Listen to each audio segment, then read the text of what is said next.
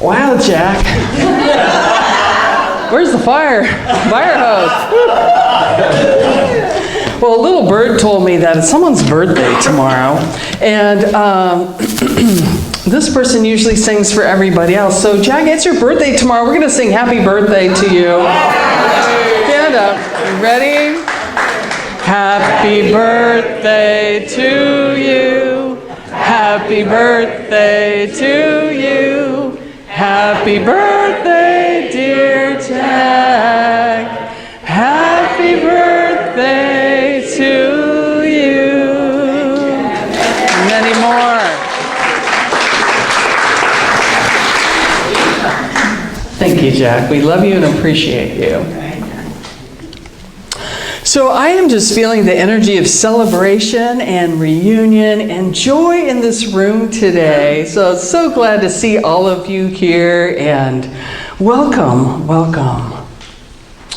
And I think we'll have more reunions at the luncheon a little bit later. So I hope you all can come. I hear there are a few tickets left. Is that true? And okay. So next time.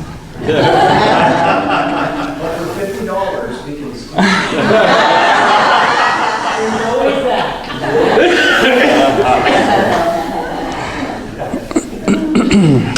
Okay. Yes, there it is. All right. Oh, you want to ooh and ah a little bit there.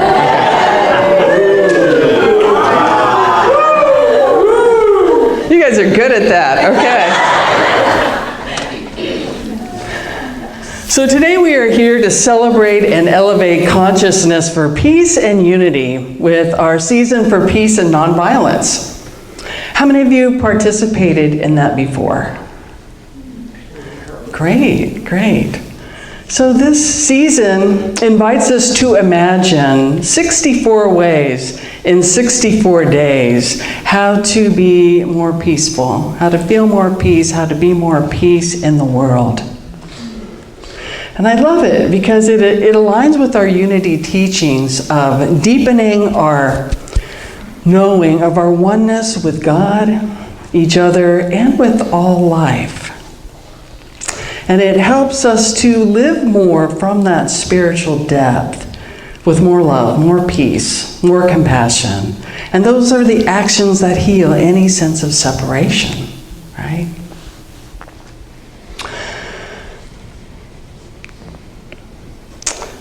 So we also are asked to hold the light for the whole world, that each person awakens to their own light, to their own divinity.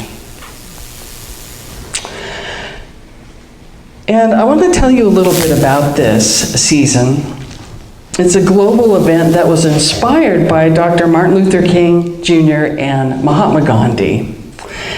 And it spans their memorial anniversaries, beginning January 30th and going through April 4th. It was created 22 years ago by Mahatma Gandhi's grandson, Dr. Arun Gandhi, and the Association for Global New Thought, as a way to educate people on ways to attain peace in nonviolent means. So we know that most harm is done by two things, by ignorance and fear. So this is a wonderful movement and campaign each year to educate people and to give practical tools as well each day. So it's launched each year at the United Nations, and since its inception, people in over 900 cities and 67 countries have participated in a conscious effort to think, act, and be in the world as more peace. Isn't that great? So our theme for the year, Seeing Through a Spiritual Lens, invites us into new perspectives, doesn't it? To be that change we wish to see in the world. And we know that sometimes this takes work, right? It takes work. It takes falling asleep less and waking up sooner when we do fall asleep, when we go unconscious, and to have self-compassion, too, for ourselves when that happens. It also asks us to have the willingness to be teachable, to be teachable. So there are some daily affirmations. I hope you all got a gold sheet that, and I see a few back on the table too. If you didn't get one, you can pick one up if you'd like to participate with this daily affirmations for peace. And I love it. The first week is all about affirmations for nonviolence towards self. Yeah. Very powerful. So I like Gandhi's full quote that says, "Human greatness lies with being able to remake themselves, and then they will be the change they wish to see in the world." So we each have the ability to remake ourselves. We know that anything good requires a surrender of sorts, right? Letting go of personal will and surrendering to the higher will, to divine will, to God's will. And as Courtney read today, I let God be God in me. Isn't that a great affirmation? Let's say that together. I let God be God in me. A couple more times. I let God be God in me. I let God be God in me.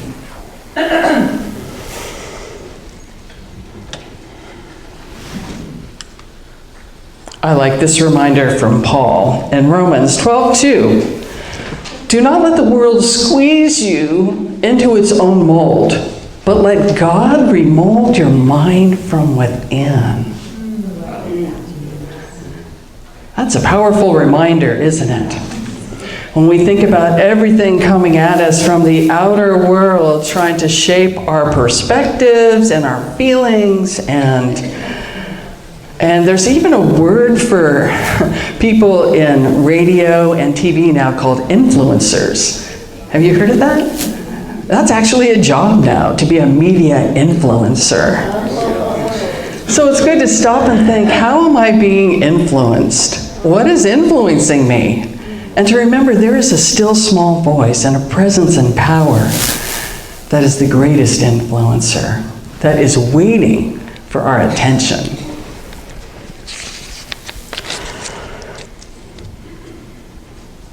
So the human condition is a spiritual audition. And we get to choose what role we will play.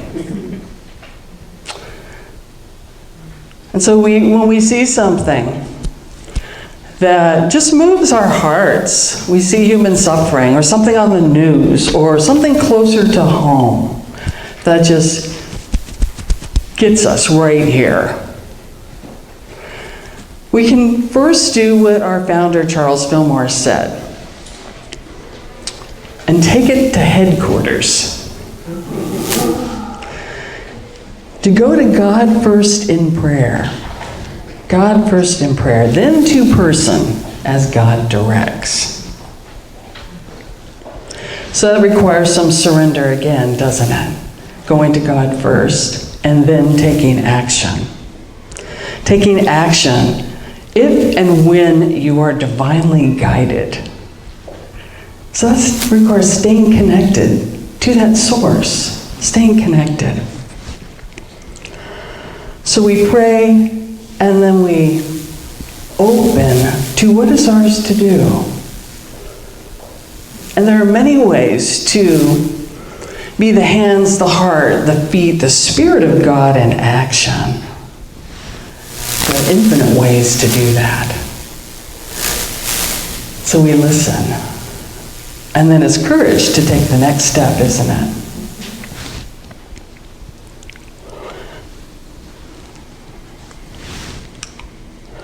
When Mother Teresa received the Nobel Prize, she was asked what we could do to promote world peace, and this is what she said. If you want to change the world, go home and love your family. What would that look like for you?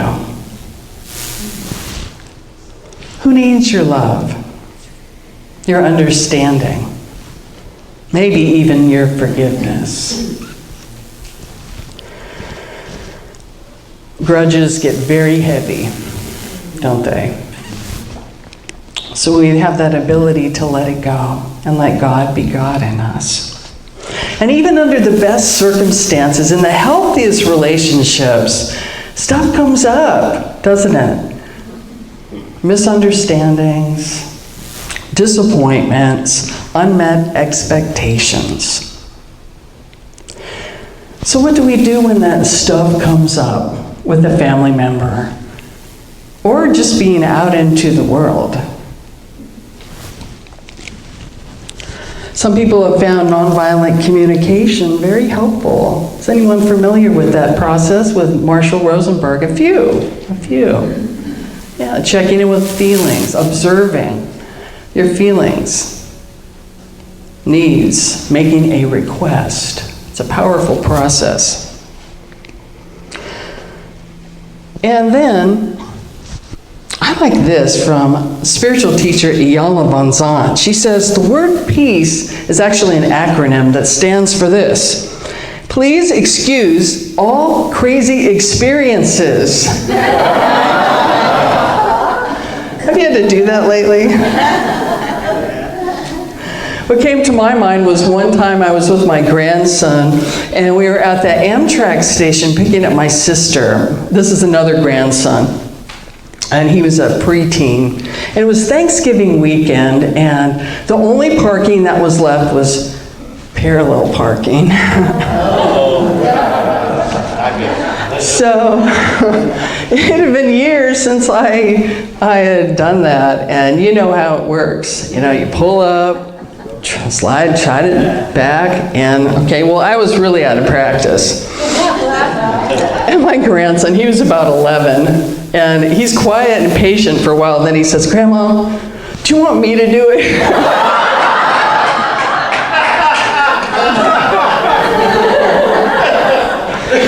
This is the child who once told me, Grandma, you drive slower than the ice cream truck.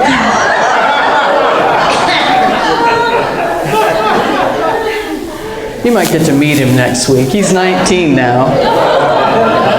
But in the middle of this struggle, he's pointing out the window and said, Grandma, that guy is filming you. And sure enough, across the street was a guy with a mini cam pointed at us, laughing his head off.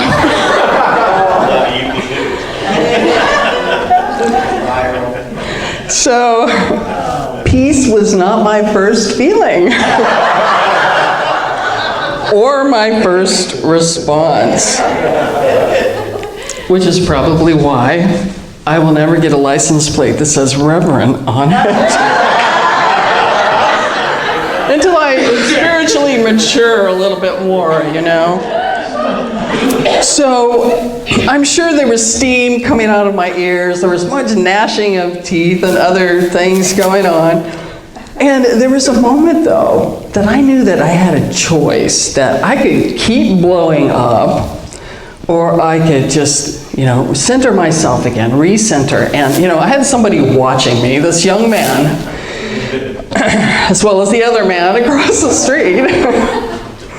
And you know when something happens and you have that microsecond to decide, is this worth getting upset about or not? You know? Is this worth getting upset about? So I knew I had a choice of where to park my mind. That was about as difficult as parallel parking.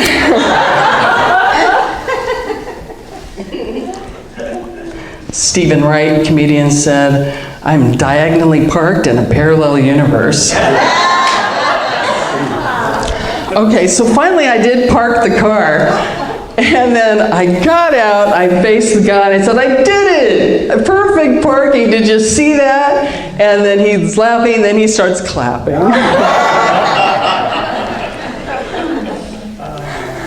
Please excuse all crazy experiences. So we know that God is always working in us and through us to be more love, more peace, showing up in new ways that bring harmony and connection. And know that when stuff comes up, it's there to be healed. It's there to be felt, it's there to be seen, and then released. And that clearing that comes in the heart when we do let it go. Isn't that beautiful? You've experienced that, haven't you? That spaciousness that leaves us open to connect deeper with others and with more people. Consider this from author Mary O'Malley. Life is set up to bring up what has been bound up so we can open up, to be freed up so you can show up for life. So how is life calling you to show up? How is life showing you to show up in a freer and fuller way? So what does it take to be a peacemaker?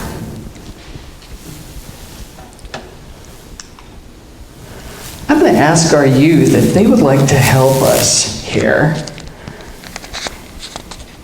I see them looking at each other, Nicholas and Courtney. Would you like to come up here? You don't have to, but if you do, you can help us learn some things.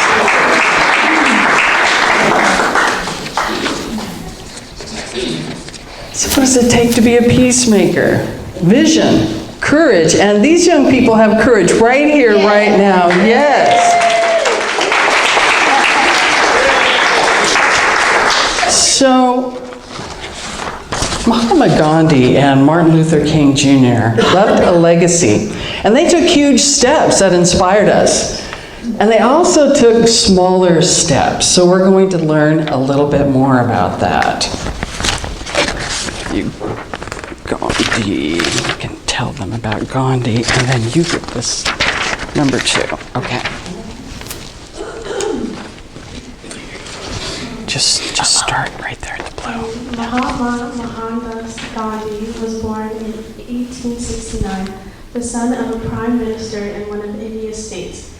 He went to law school in England. In 1906, used nonviolent protest as a political tool. Gandhi led a community in mass refusal when the South African government required every Indian carry an identification pass. He turned to India in 1914 and became immersed in India's struggle for independence from the British, which was achieved in 1947. He also became involved in a movement for peace between Indian Muslims and Hindus before his death on January 30th, 1948. Thank you.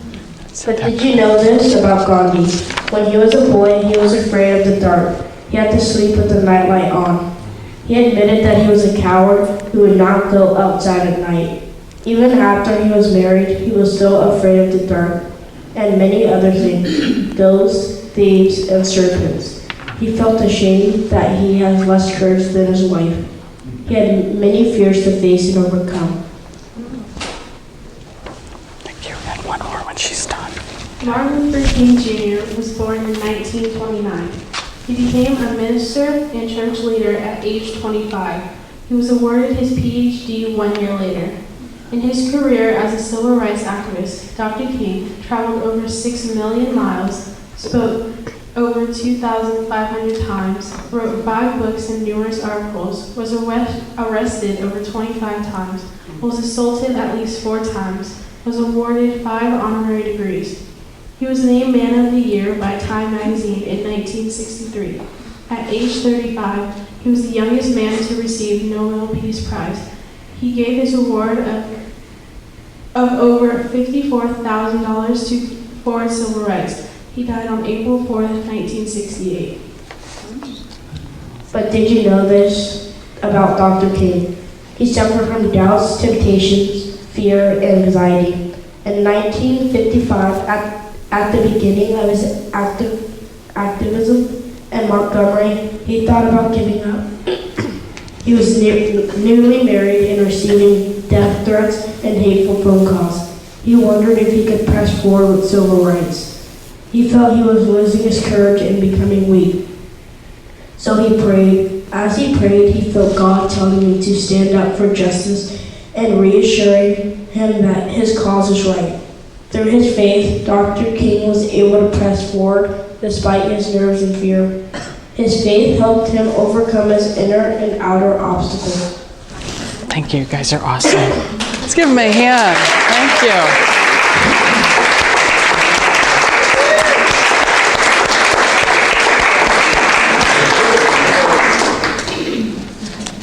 Thank you, Nicholas and Courtney.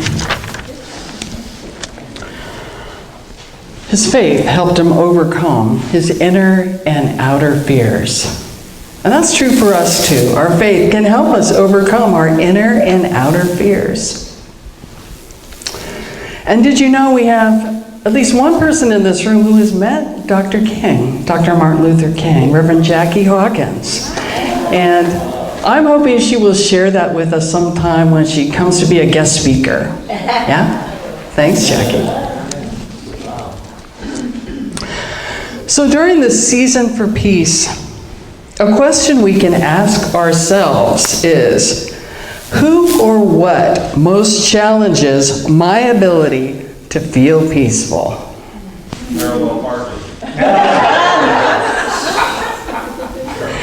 And then, some of you have identified it really quickly. And then bring it to prayer and ask, what is another way to see this? What's another perspective? What's another lens I can view this person or this situation through? And that is the power.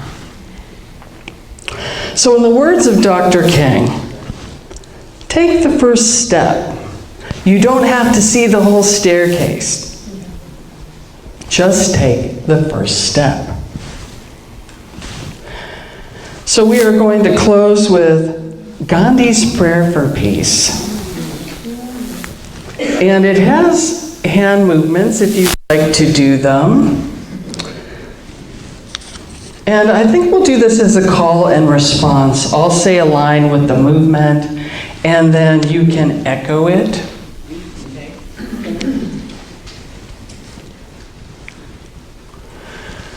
I offer you peace. I offer you peace. I offer you love.